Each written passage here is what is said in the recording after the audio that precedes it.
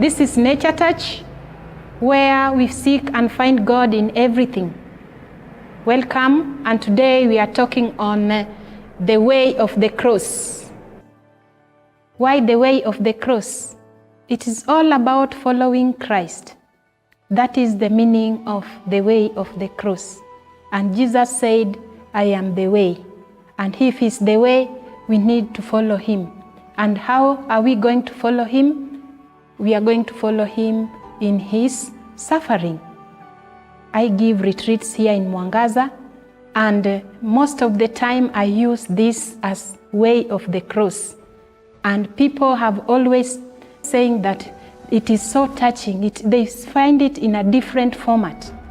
For instance, when you are given the way of the cross, it's not about the matter of reading books, the things that have been said for many ages. Even you can come up with your own way of the cross. You can come up with your own way of the cross. And this normally comes, especially in the third week of the retreat. And people find healing in it. People find it that they go back to their own life. So dear friends, I would also like you to test on how to follow the way of the cross. For instance, the first station, Jesus Christ is being condemned. He is condemned on His way to the cross. This also, you can do it like maybe, for example, when I am journeying with the prisoners. When I'm journeying with the prisoners, one day I just said, please pray with the way of the cross. And you know what came up? One of them told me, it has reminded him on his condemnation, when he was condemned, when he was on that court, when everything felt that he's on the wrong side, and he was telling me if he did it, and Jesus never did it.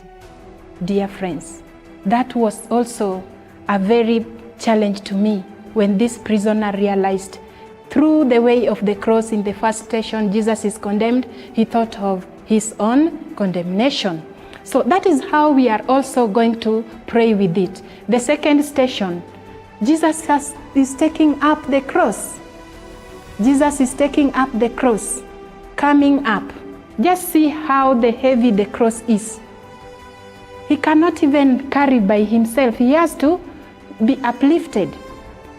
Do we take our crosses like our Lord?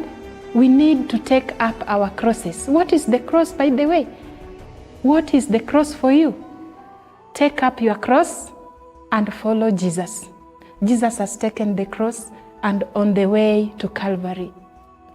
Take up the cross and never tire. The third station is talking about Jesus is falling for the first time. And this one shows us how he has struggled. When we fall the first time, what do? Do we remain? Pick up your cross like Jesus.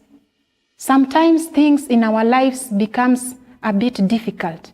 But when we fall, dear brothers and sisters, never give up. Rise up and follow Christ. We see in the fourth station, Jesus is meeting the mother. Our parents are very important. Our parent is very important. We can console them when the matters are not going well.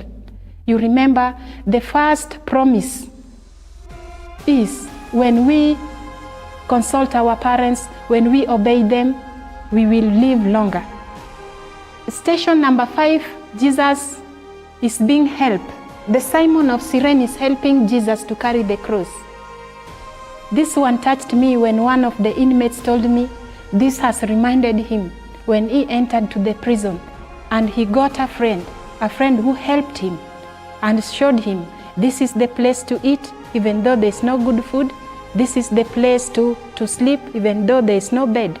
This really reminded him that at a point of our sufferings, we might meet our friends.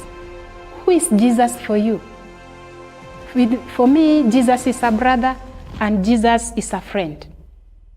This is a reflection question this afternoon. Who is Jesus for you? Jesus is a friend or a brother? Look, Simon is helping him to carry the cross. Is there in your life anybody who has helped you in the journey of faith, that has shown you this is the way, walk in it? Let us appreciate people. Let us embrace them. And this station reminds us of our talents. Have you ever thought of your talent? Which area you are good at? Simon is good at helping Jesus. And yourself and myself, what am I good at? Let us go back and check. Am I ready to help? Which areas are you planning to help? And keep in focus. Keep asking yourself, who is this Jesus for you? For you, in order to follow him, you must know whom you are following. Don't just follow blindly, but what impact that Jesus has done into your life that makes you follow him.